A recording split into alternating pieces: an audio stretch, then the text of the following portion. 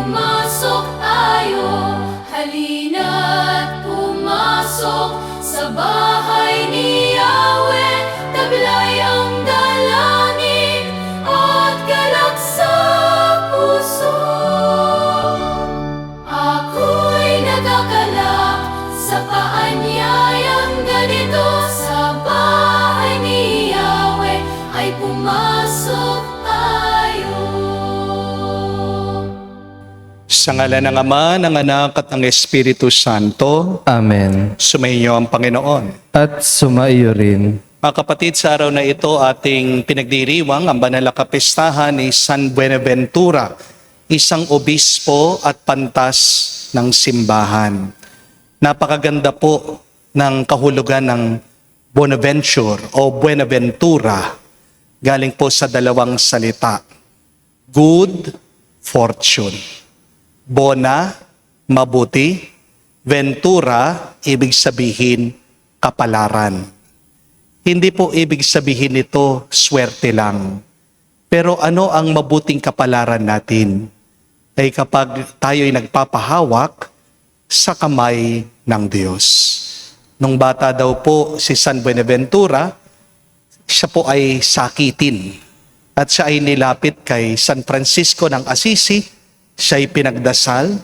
At nung gumaling daw po itong bata, ni San Buenaventura, nasabi po ni San Francisco, O good fortune, o mabuting kapalaran.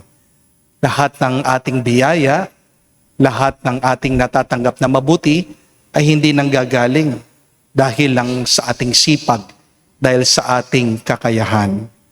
Ang ating mga pagpapala, kabutihan sa buhay, ay galing sa awa, sa habag, sa kabutihan ng Diyos. Kaya magpuri tayo at magpasalamat sa Kanya at tayo muling magpakumbaba para muli tayo makatanggap ng mabuti at magandang grasya ngayon sa banal na misang ito.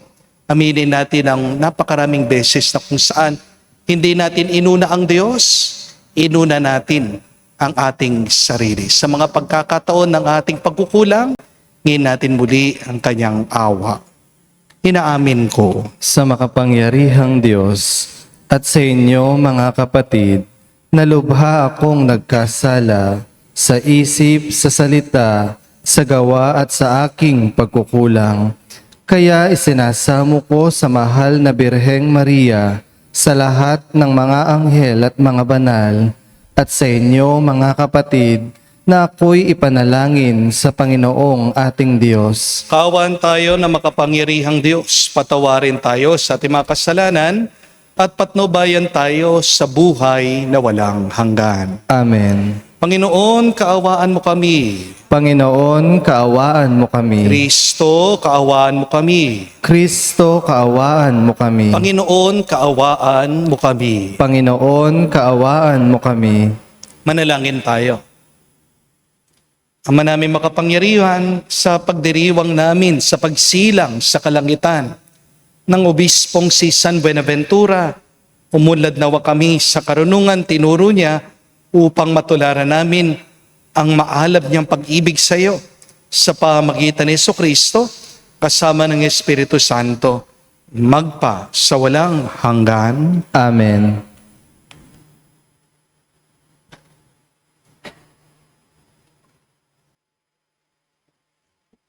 Pagbasa mula sa aklat ni Propeta Isaías.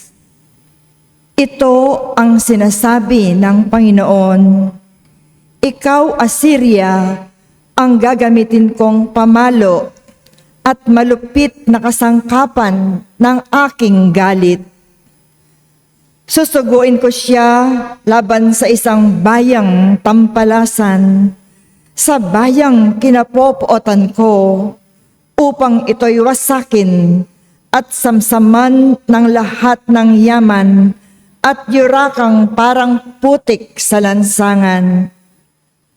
Ngunit wala ito sa kanyang isipan, hindi ito ang kanyang hangad. Ang layunin niya'y manira at magpasuko ng maraming bansa, sapagkat ganito ang sabi niya, "Nagawa ko yan pagkat ako'y malakas, marunong at matalino. Inalis ko ang hangganan ng mga bansa at sinamsam ko ang kanilang mga kayamanan at ibinagsak sa lupa ang mga nakaluklok sa trono. Kinamkam ko ang kayamanan ng mga bansa na parang kumukuha ng pugad ng ibon. Dinampot ko ang buong daigdig na parang dumadampot ng itlog na iniwan ng inahin. Walang pakpak na pumagaspas ni huning narinig. Makapagmamalaki ba ang palakol sa may-ari nito? Makapagmamataas ba ang lagari sa gumagamit niyon? Ang baston pa ba ang magwawasiwas sa may hawak nito? Kaya nga ang magigiting niyang mandirigma ay pagkakasakitin ng Panginoon at sa ilalim ng kanilang maringal na kasuotan, mag-aapoy sa init ang kanilang katawan, parang sigang malagablab." Ang salita ng Diyos. Salamat sa Diyos. Ang pooy di tatalikod sa kanyang hirang na lingkod. Ang pooy di tatalikod sa kanyang hirang na lingkod. Iyaong mga hinirang mo ay kanilang nililipol. Inaapi nila iyaong tinubos mo, Panginoon. Ang mga ulila, balot mamamayan ng ibang bansa, pinapatay nila ito at kanilang pinupuksa. Ang pooy di tatalikod sa kanyang hirang na lingkod. Madalas na sinasabi, hindi kami pansin ng Diyos. Hindi kami nakikita ni pansin ng Diyos ni Jacob. Unawain ninyo, bayan, kayong pahat ang isipan, hanggang kailan padurunong kayong taong mga mangmang. Ang pooy di tatalikod sa kanyang hirang na lingkod. Itong Diyos na lumikha nitong ating matatinga, akala ba ninyo'y bingi at di hindi makakita? Sa lahat ng mga bansa, di ba siya ang hahatol? Di ba siyang guro nila pagkat siya ang marunong? Ang pooy di tatalikod sa kanyang hirang na lingkod. Ang lingkod ng Panginooy, hindi niya iiwanan. Yaong mga hirang niya'y hindi niya tatalikdan. Mababalik sa matuwid ang ganap na katarungan. Diwang ito ang susundin ng tapat ang pamumuhay. Ang pooy di tatalikod sa kanyang hirang na lingkod.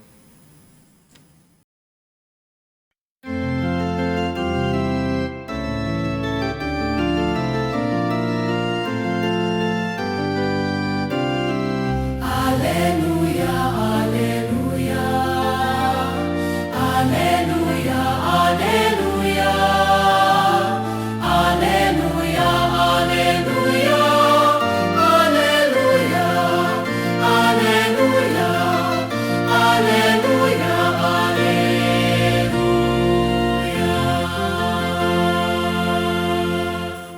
Papuri sa Diyos Ama, pagkat ipinapahayag niya siya'y hari ng mga aba.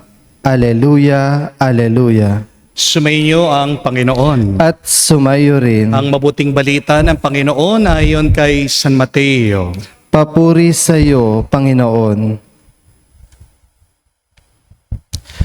Nung panong yun, sinabi ni Jesus, "Pinasasalamatan kita, Ama, Panginoon ng langit at lupa, sapagkat nilihim mo ang mga bagay na ito sa marurunong at matatalino, at inihayag sa mga may kaloobang tulad ng mga bata. Oo, Ama, sapagkat gayon ang kinalulugod mo. Binigay sa akin ng Ama ang lahat ng bagay. Walang nakakakilala sa anak kung hindi ang Ama. At walang nakakakilala sa Ama kung hindi ang anak. At yaong marapating pagpapahayagan ng anak. Mga kapatid, ang mabuting balita ng ating Panginoon. Pinupuri ka namin, Panginoong Heso Kristo. Magandang araw po muli sa inyong lahat. Magandang Welcome po sa ating banal na misa. Hindi ko po alam kung napanood nyo na yung dokumentaryo na ginawa ni Cara David. Nakakalungkot po, nakakadismaya. Pinakita po niya yung napakalaking bundok ng basura. Ginawa pong tambakan ang kagubatan dun sa Subic, Zambales. Ang dating tahanan ng mga kapatid po nating Aita, binaboy, dinungisan, sinira. Isipin niyo po yun, yung dating napakagandang kabundukan at kagubatan, yung dating malinis na hangin, dating merong bukal ng tubig, natabunan po ng basura. Nilason po yung mga nakatira doon. At mapapatanong ka talaga, paano nangyari ito? Sigurado naman, may pinag-aralan yung mga taong gumawa ng desisyon na ito. May diploma naman yung mga engineer. May titulo yung mga namumuno sa pamahalaan. Merong consultant, eksperto yung mga tao sa gobyerno. Pero pansin nyo, kahit na may laman yung utak, hindi automatic may laman ang puso. Amen? Kaya may katotohanan. Hindi lahat ng nag-aral ay may malasakit sa iba. At ito po ang trahedya ng ating panahon ngayon. Sobrang dami ng marunong na tao ngayon. Pumunta ka lang nga sa social media, aba, eksperto lahat ng tao. Kahit na hindi nag-aral ng law o ng batas, mas magaling pa sa abogado kung mag-comment, kung magsalita. Kahit na hindi nag-aral ng criminology yung iba, mas alam pa sa mga pulis, sa mga sundalo ang dapat gawin. Kahit na hindi nag-aral ng Biblia yung iba, kung magsalita, daig mo pa ang Santo Papa. Mga kapatid, hindi natin kailangan ng mga marurunong na tao ngayon. Ang kulang sa atin ngayon, mga taong may puso. Amen? Dahil ang katalinuhan na walang konsensya ay nagiging panganib sa iba. Amen? Kaya tama yung sinabi ng ating Panginoong Jesucristo sa nabasang Ebanghelyo. Hindi lahat ng wise o learned ay tunay na matalinong tao. Kailan tunay na karunungan, hindi naman nasusukat lang sa diploma. Nasusukat ang karunungan sa pagmamahal, sa awa, sa malasakit mo sa iyong kapwa. Kapatid, tandaan niyo po ito, hindi ibig sabihin kapag nakapag-aral ka na, matalino ka na. Amen? It does not mean that you have gone to school, that automatically you have been educated. Being schooled is different from being educated. Being schooled also does not mean that you are well-mannered. Ang dami nga dyan, nakapagtapos sa eskwela. Wala namang modo. Hindi po ba? At hindi rin ibig sabihin na kapag tumatanda ka, marunong ka na rin. Do not forget this, that intelligence does not equal good character. Knowledge does not equal wisdom. And information does not always show in compassion. Marami nga po nakapagtapos, mataas ang kurso nila, pero bagsak naman sa pakikitungo sa kapwa nila. Marami mga eksperto sa kanilang propesyon, pero hindi naman marunong humingi ng tawad. Marami nga dyan, kabisado, maraming libro, pero hindi nila alam suriin, kilatisin ang kanilang puso, ang kanilang budhi. Minsan, o sino pa yung nag-aral, sila pa yung naninira sa iba. Di po ba? Kung sino pa yung marunong, siya pa yung nagkakalat ng tsismis. Kung sino pa yung titulado, siya pa yung marunong mandaya. Kung sino yung nakapagtapos, siya pa yung ma-pride. Siya pa yung nagtatanim ng galit sa pamilya. Di po ba? Minsan, masakit man aminin, kung sino pa yung matanda, siya pa yung pasimuno sa masama. Amen? Ayaw sumagot ng mga matatanda. Guilty yata. Kaya nabibigla po ako kapag nagpapakumpisal po ako sa mga bata. Tanong ko po doon sa bata, mga 7 years old, 8 years old, anong kasalanan mo? Sasagot po, nagmumura po ako. Bibigla po ako. Tinatanong ko, pagkabata-bata mo, nagmumura ka. Kanino mo nalaman yan? Alam niya sagot ng bata? Sa tatay ko po, sa nanay ko po, sa tito ko po. Tingnan niyo na, hindi dahil matanda ka, mabuti ka na agad. Amen? Aminin natin, hindi lahat ng matanda ay may pinagkatandaan. Amen? Kaya wag nating isipin na otomatiko dumarating yung karunungan kasabay ng edad. Nadadagdagan ang edad natin ng kusa habang lumilipas ang panahon. Pero tandaan nyo, ang karunungan pinaghihirapan. Merong mga tao, tumanda lang. Pero hindi sila nag-mature, hindi sila tumalino. Amen? Kaya nga po, napakaganda ng kasabihan, age is automatic, but wisdom is intentional. Hindi nadadagdagan yung karunungan mo dahil nadagdagan lang yung kandila sa birthday cake mo. Nadadagdagan ang karunungan mo kapag natututo kang magpakumbaba, makinig sa iba, magmahal at magpatawad. Amen? Kaya nga po sa Biblia, nung pong tinanong ng Diyos si Haring Solomon, anong gusto mo? Ibibigay ko sa iyo. Ano man ang hilingin mo? Alam niyo po, ang hiniling ni Haring Solomon, hindi siya humingi ng kayamanan, hindi siya humingi ng mahabang buhay, hindi siya humingi na mapuksa niya, matalo niya yung mga kalaban niya. Alam niyo yung request, hiling ni Haring Solomon, Lord, bigyan mo ako ng isang puso na nakakaunawa. Give me, O God, an understanding heart. Isang pusong marunong na umunawa. Mga kapatid, ito ang tunay na edukasyon. Hindi lang dapat yung pagpuno ng isip natin sa mga impormasyon, kundi dapat hubugin natin ang ating puso sa karunungan. Dahil sa huli, hindi naman po tayo huhusgan ng Diyos kung ilang libro yung nabasa mo, kung gaano karami yung mga kurso mo, kung ano yung natutunan mo. Ang tatanungin ng Diyos, ang titignan ng Diyos, gaano karami yung mga taong minahal mo, gaano karami yung mga tinulungan mo, kung paano ka nagmahal sa Kanya ng buong isip, puso at lakas mo. Yan ang karunungan na hindi tinuturo ng mundo, ngunit kinatutuwa naman ng Diyos. Amen? Mga kapatid, maganda pong itanong ngayon sa ating mga sarili. Marunong ba ako o matalino? Am I intelligent or am I wise?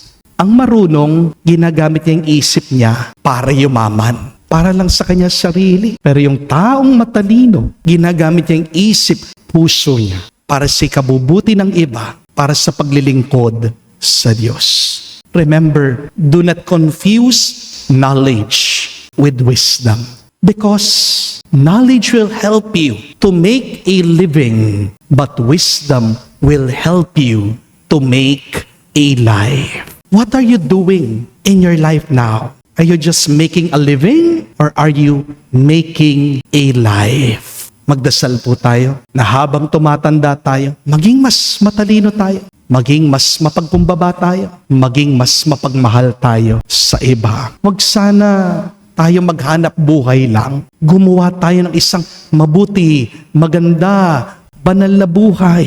Sana ang ating buhay ay maging isang instrumento ng pagpapasaya sa iba dahil ito ang nakakapagpasaya sa Diyos. At pag napangiti natin ang Diyos, umasa tayo na tayo ay makakarating, makakapasok at mabubuhay sa buhay walang hanggan. Amen.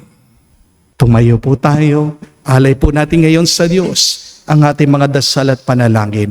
Ating sabihin, Panginoon, dinggin mo kami. Panginoon, dinggin mo kami. Ang simbahan, naway bigyan ng higit na pansin ang mga dukha. Manalangin tayo sa Panginoon. Panginoon, dinggin mo kami. Ang mga pinuno ng gobyerno, naway pakinggan ang mga hinaing at pangangailangan ng pinakamahirap na mamamayan. Manalangin tayo sa Panginoon. Panginoon, dinggin mo kami. Ang mga bata, naway makilala ang Diyos sa pamamagitan ng ating pagtuturo at halimbawa. Manalangin tayo sa Panginoon. Panginoon, dinggin mo kami. Sa katahimikan po ng ating puso, sabihin natin sa Diyos ang ating mga personal na pangangailangan. Panginoong Diyos, gawin mo kaming matalino sa iyong karunungan at tulungan mo kaming makasunod sa iyo sa kababaang loob na pinakita sa amin ng iyong anak. Hinihiling namin ito sa pamagitan ni Kristo, aming Panginoon. Amen.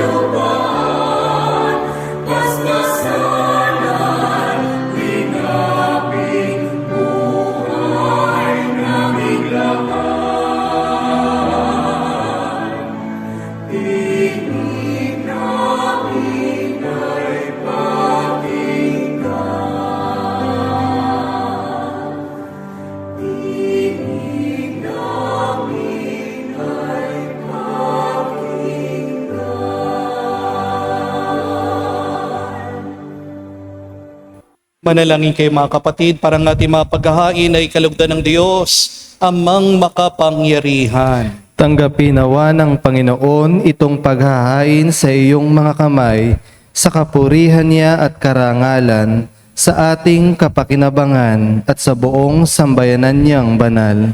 Ama naming lumikha, ang paghahain namin ngayon para kay San Buenaventura ay ginugunita, ay kalugdan mo nawa at bilang tugon sa kanyang tinuring kaalaman.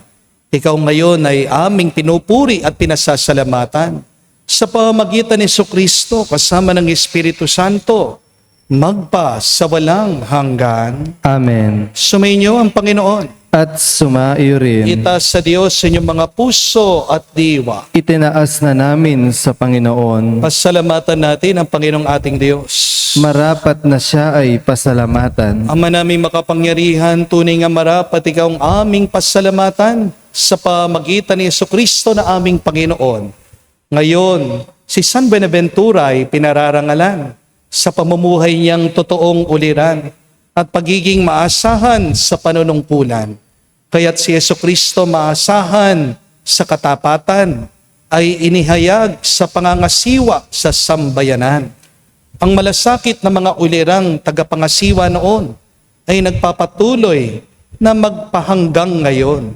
Sa mga panalangin kanilang iniuukol, kaisa ng sambayanan mo dito'y nagtitipon. Kaya kaisa na mga anghel nagsisiawit ng papuri sa iyo. Nang walang humpay sa kalangitan, kami nagbubunyi sa iyong kadakilaan.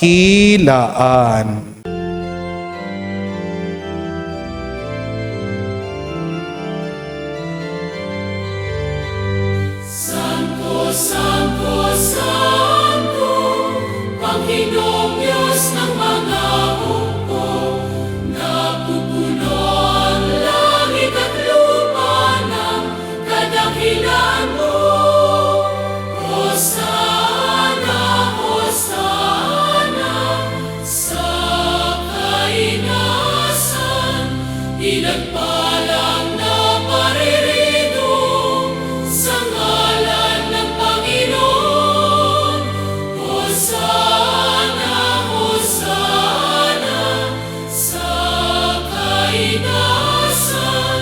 Hosana, Hosana, sa kainasan.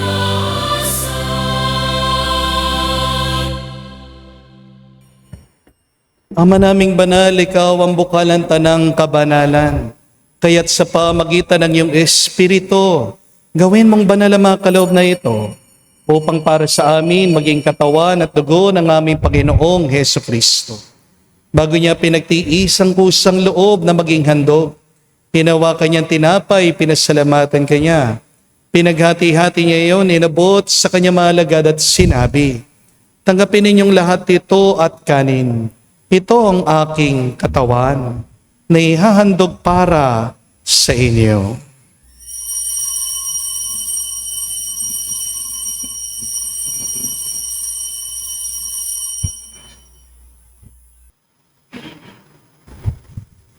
Gayon din naman na matapos ang hapunan, hinawakan niyang kalis. Muli kanyang pinasalamatan. Hinabot niya ang kalis sa kanya malagad at sinabi, "Tanggapin ninyong lahat ito at inumin. Ito ang kalis ng aking dugo, ng bago at walang hanggan tipan. Ang aking dugo na ibubuhos para sa inyo at para sa lahat, sa ipagpapatawad ng mga kasalanan.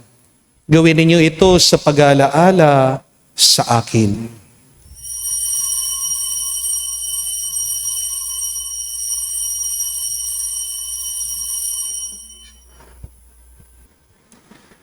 Ang misteryo ng pananampalataya.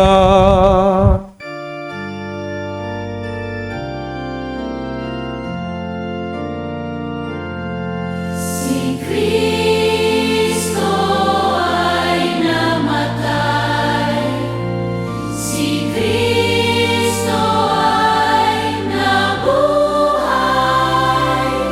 si Kristo ay babalik sa wakas, sa wakas, sa wakas ng panahon.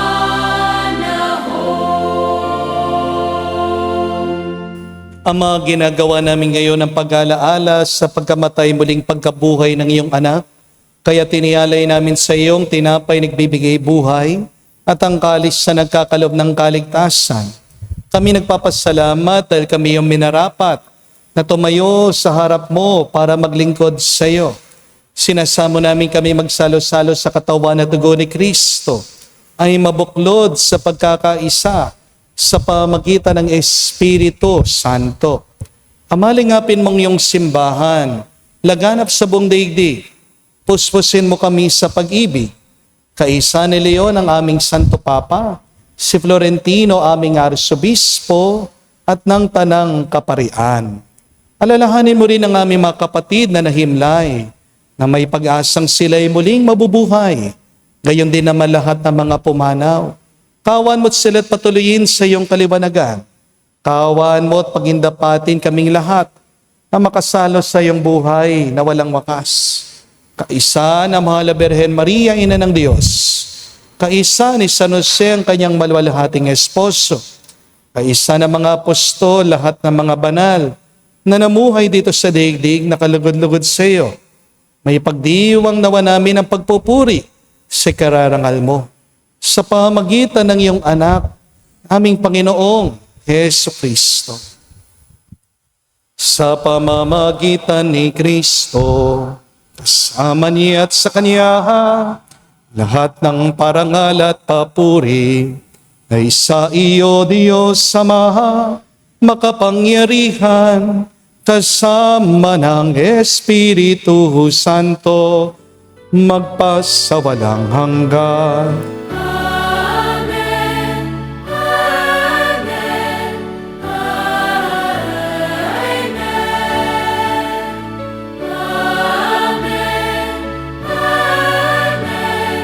Amen.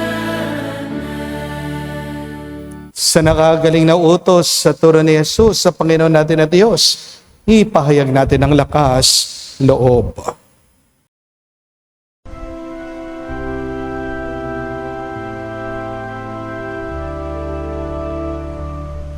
Ama namin, sumasalangit ka, sambahin ang ngalan mo, mapasa amin ang kaharian mo, sundin ang loob mo dito sa lupa para nang sa langit. Bigyan mo kami ngayon ng aming kakanin sa araw-araw. At patawarin mo kami sa aming mga sala para nang magpapatawad namin sa nagkakasala sa amin. At huwag mo kaming ipahintulot sa tukso, at iadya mo kami sa lahat ng masama. Hinihiling namin kami adya sa lahat masama, pagkalooban ng kapayapaan araw-araw, iligtas sa kasalanan, ilayo sa lahat ng kapamakan.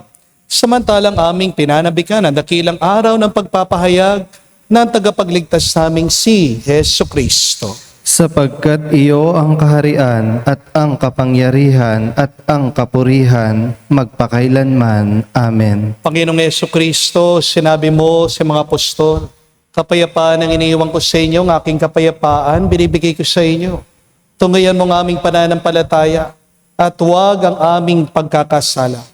Pagkalooban mo kami ng kapayapaan at pagkakaisa ayon sa iyong kalooban, kasama ng Espiritu Santo magpa sa walang hanggan. Amen. Kapayapaan ng Panginoon ay laging sumainyo. At sumaiyo rin. Magbigayan po tayo ng kapayapaan sa bawat isa. Peace with you po. Kapayapaan po sa inyong lahat.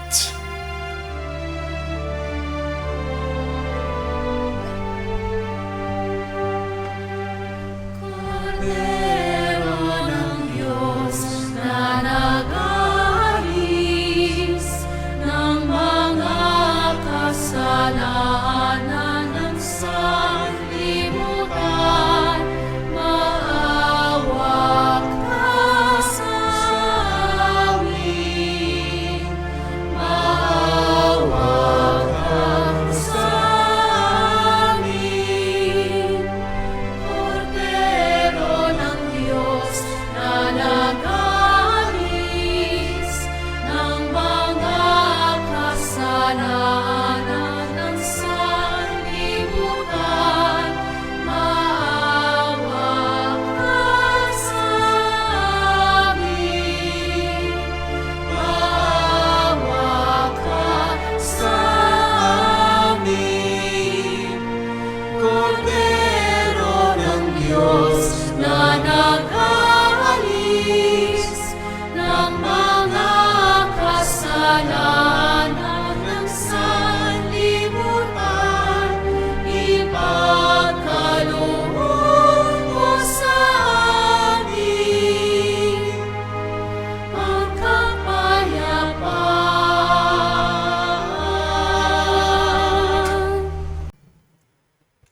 Kapatid, naririto ang ating Panginoong Jesucristo, ang Kordero ng Diyos. Siya nag-aalis sa mga kasalanan ng sanlibutan. Mapalad tayong lumalapit sa piging ng Kordero. Panginoon, hindi ako karapat-dapat na magpatuloy sa iyo, ngunit sa isang salita mo lamang ay gagaling na ako.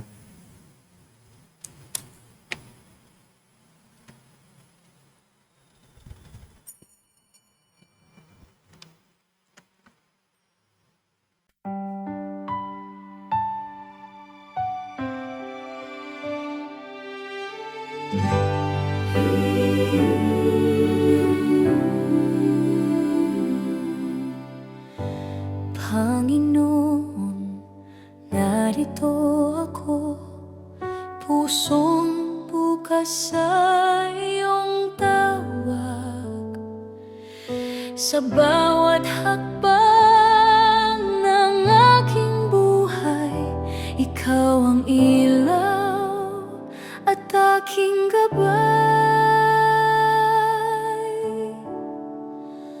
Narito ako, handang sumunod sa iyo.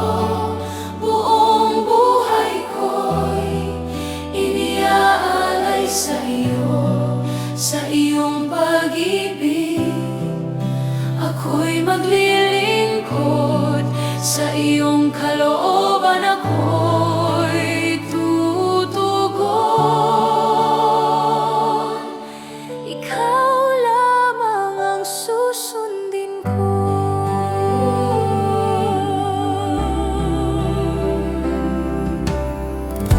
Kapag mahina ang aking loob, ikaw ang lakas na aking sandigan. Sa bawat araw na iyong kaloob, pag-ibig mo'y aking isa sa buhay. Narito ako, handang sumunod sa iyo.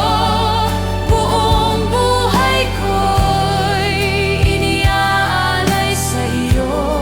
Sa iyong pag-ibig, ako'y maglilingkod.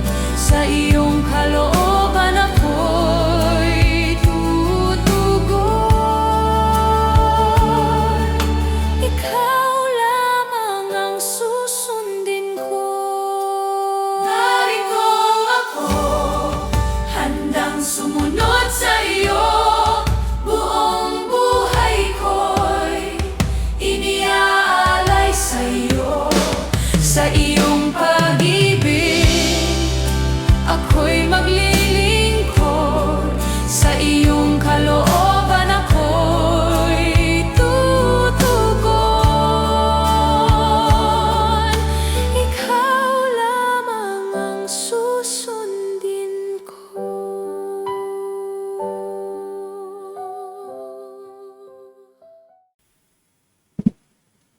Manalangin tayo. Ama namin mapagmahal, kami nagsalo-salo sa bumubuhay na pagkaing si Kristo. Ay pagturuan mo sa gurong si Kristo upang sa paggunita namin kay San Buenaventura, kami matuto na maasahang katotohanan mo at sa pag-ibig ay magampanan namin ito. Sa pamagitan din ni Jesucristo kasama ng Espiritu Santo, magpa sa walang hanggan. Amen. My dear friends, remember that knowledge without love is sinful. Ang karunungan na walang pagmamahal ay kasalanan. Yan ang unang aral. Kung kayo po ay magbabasa sa Biblia, sa libro ng Genesis, di ba? Tinukso ng dyablo si Adan at si Eva. Kainin niyo ang prutas at malalaman niyo kung ano ang alam ng Diyos. Naging marunong nga ang tao. Pero dahil wala siyang pagmamahal, anong ginawa niya? Saan niya ginamit ang kanyang karunungan? Sa pagiging makasarili, sa pagiging ganid. Kaya siya'y nakasakit sa iba. Kaya pinagbawal ng Diyos kainin yung bungang yun. Dahil mas mahalaga muna mahubog ang tao sa pagmamahal bago siya maging marunong. Marami sa atin marunong, pero hindi natin ginagamit ang ating karunungan sa mabuti. Hindi po ba? Marunong yung mga ibang mister na magtago ng kanilang mga kalaguyo, ng kanilang mga kulasisi. May password pa yung kanilang messenger. Pag hinihingi ng asawa nila, patingin nga ng cellphone mo, bibigay naman, wala akong ka-text. Pero hindi sinasabi, merong ibang cellphone. Di po ba? Marunong, nagtatago nung kanilang mga girlfriend. Di po ba? Marunong nga, tinodoktor naman yung accounting para mas kumita, para magkaroon ng pera. At merong iba, nagpapabayad. Di po ba? Binabayaran sa social media. Nagiging troll ng ibang politiko. Alam gamitin ang teknolohiya. Pero binigyan tayo ng karunungan ng Diyos. Hindi lang para paglingkuran natin ang ating sarili. Dahil anong kwenta nung marunong ka kung meron ka namang hinahamak na iba? Hindi po ba? Anuhin mo yung tali-talino mo, pero dahil sa'yo, merong napapabayaan. Dahil sa'yo, merong lumuluha, merong nahihirapan. Kapatid, hingin natin na habang tayo tumatanda, maging mas matalino tayo. Do not only make a living, but create a beautiful life. How? Ask for the wisdom of God. Panginoon, bigyan mo kami ng isang marunong na puso para piliin namin yung tama, yung mabuti, kung saan kami makakapagmahal sa iba. Dahil kapag ginagamit mo ang isip mo para magmahal, diyan lang mo mararanasan ang isang masayang buhay, ang isang mas pinagpalang buhay. Sumainyo ang Panginoon. At sumaiyo rin. At kayo'y basbasan ng Diyos, makapangyarihan sa lahat, sa ngalan ng Ama, ng Anak, ng Espiritu Santo. Amen. Ang ating misa ay natapos na. Pumayo tayo sa kapayapaan ni Kristo. Salamat sa Diyos.